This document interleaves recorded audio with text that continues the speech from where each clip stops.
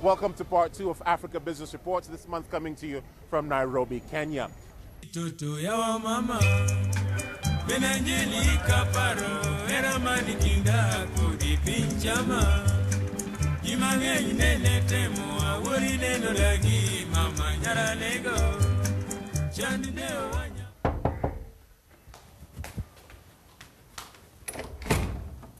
Hello. Hi. I'm Komla. I'm Jane. Nice to meet you. Nice to meet you too. Welcome. Let me show you where my business office will be. All right. So this is my office. Okay. This is where I work. This is the nerve center. This is where the business will be working from. Yeah. Good, good. So that's my computer. That's my printer.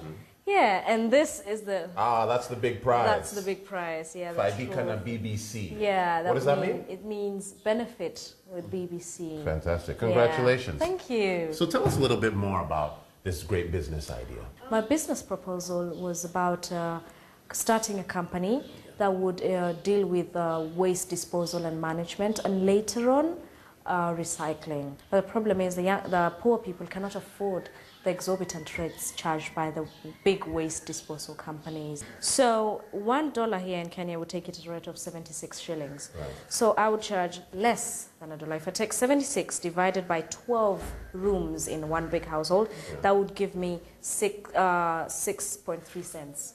Per household? Per household. Per month, is that? That is per month. 6.3 cents. Per small rental house, yeah? Okay. And these are 12. Okay. So at the end of the day, they give me like $5. Okay. And I have already 500 households like that. Okay. So that gives me $2,500 at the end of the month. Right. And I had convinced, according to the budget that I had written to the BBC during the award, the question was, what would you do with $5,000? The $5,000 is supposed to sustain me for 2 months, rather than 1 month. So after the first month, I would have broken even. You would have broken even? Yeah. You're on your way to becoming a very rich lady.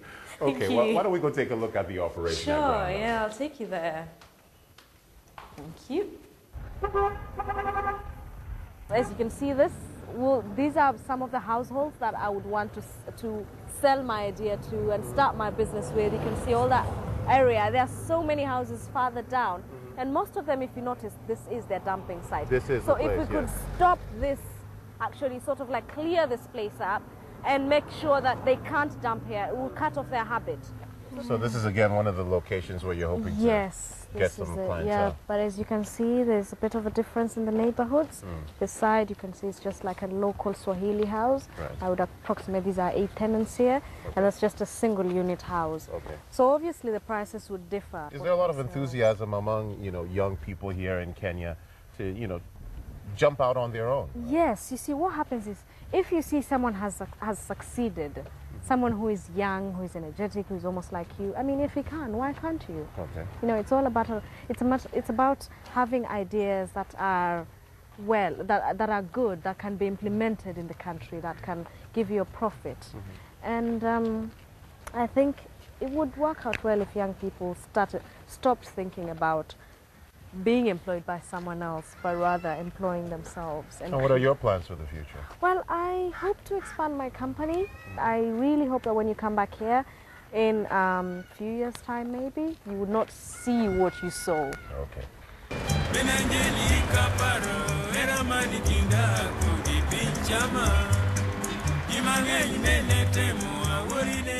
Now, banks in Kenya and elsewhere across Africa have been rationing credit. In Nigeria, that situation has been compounded by the recent turmoil in the financial system. But how is that affecting business? Caroline Duffield has been finding out in this report from Lagos. It is an ambitious vision. A single company supplying cables to overhaul Nigeria's national power grid. This factory is new, precious to the company, and a weighty investment. And it is an ambitious project supplying jobs to over 500 local people. The company moved here just 1 month ago, but 1 week later, the banks called to say they were now withdrawing the loan facility. And circulation of credit is what keeps this industry going. Now, a slowdown of funds is a shock. David Onofawokan is the younger brother running the business. The bank just told us pretty much, look, we have to put a hold on this at least till next month or the month after, or until things die down. Second one might slash it by half. One of the other ones slashed it by half. But luckily, a lot of these banks that are actually stopping these loans have actually helped us out a lot before to actually get this up and running. So we're looking at other banks actually. But they are lucky they have support from other financial institutions overseas. But it's the chain effect that worries them. The brothers' suppliers and distributors are also stretched tight because their lending is being squeezed too. So why is the stream of credit suddenly drying up? The answer, Nigeria's banking scandal. An investigation by the central bank gave some institutions a clean bill of health. 5 banks were close to collapse. The government stepped in to take control. New management teams and an ongoing audit of other banks have created a strict new atmosphere. As the pennies are counted, small businesses say that loans and overdrafts are being pulled away. The government's advisors say that they don't want to demonize borrowing. The problem banks didn't have problem with small and medium borrowers. They had problems more with big borrowers. So I don't see any reason why what is happening should close the credit tap for small and medium borrowers. Well, they should not panic. There's nothing to panic about. I think the way the government is going about it is likely to have a net beneficial effect for the economy. It's likely to have net benefits rather than net costs for the economy. The fact is that most Nigerians don't have bank accounts, let alone a skilled job and a regular paycheck. The fear for Nigeria's entrepreneurs and employees is that jobs like these could be lost as the credit squeeze forces small businesses to let go of staff. Caroline Duffield, Africa Business Report, Lagos.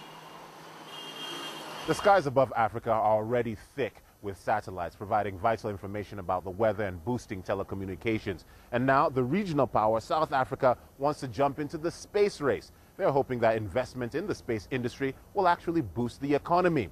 But with the country facing difficult economic times, should their concerns be a bit more down to earth? The BBC's Mpho Lakaje has been investigating in the Western Cape. In a remote part of the province, there is a high-tech operation not known to many. This facility has been running for almost a decade now. Here, they are developing imaging space satellites. These are sophisticated cameras revolving around the Earth. They take high-quality images used for land management and observing climate change. It usually costs millions of dollars to develop such a laboratory. But SunSpace, the company that's running it, capitalized on a rare opportunity. It's renting this from the government. The business uses affordable and accessible components to create a high-class product. It's a private enterprise that operates in an environment dominated by government-funded agencies. This trade is highly technical, and SunSpace requires skilled engineers to compete successfully in the global market. Our business model is that we take commercial off-the-shelf technologies, putting them together cheaply, efficiently, quickly, and in such a way that our customers are able to, with a small product, outperform in ground sampling distance and many other ways the traditional space models. This week, South Africa launched its first state-owned satellite in Russia, built by SunSpace. The government hopes this is the start of a regional space powerhouse. SunSpace is making inroads in an industry that is dominated by the West. If the rest of the continent follows this example, it can benefit millions of people. Currently, there's a shortage of black space scientists. During the apartheid era, such opportunities were limited to whites. But the company has started a program that's aiming to reverse this challenge. Sindaba is among the few who've made it to this level. I've always wanted to be a rocket engine designer, but growing up in Soweto, I didn't think that was possible because I didn't know if there are any space activities going on in South Africa. So I ended up doing electrical engineering. So if I had been exposed to what is happening, I would have taken a different path. People say the sky's the limit. I say it's not, because we go beyond it.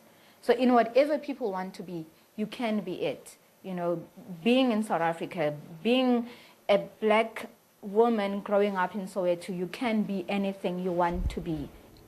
This is the kind of image produced by Sunspace's satellite. For a continent that battles with floods and famine, it's an essential service. South Africa now has its own manufacturer of a significant resource. But some are questioning if the government should be investing in this sector in the face of an economic recession and unemployment. For Africa Business Report, this is Mphola Gaje in the Western Cape province. And that report concludes this edition of Africa Business Report. Now, if you'd like to follow up on any of the stories that you heard on this program, visit our website, bbc.com/Africa Business Report. That's bbc.com/Africa Business Report. And you can also become a fan on Facebook. But for now, that's all from Nairobi, Kenya. I'm Komla Dumo. Goodbye.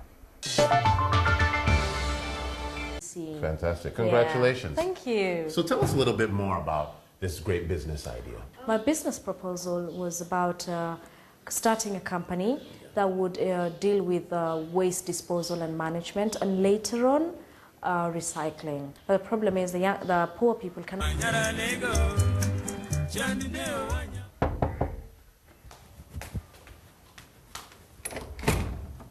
Hello. Hi. I'm Komla. I'm Jane. Nice to meet you. Nice to meet you too. Welcome. Let me show you where my business office will be. All right. So this is my office. Welcome to part 2 of Africa Business Reports, this month coming to you from Nairobi, Kenya.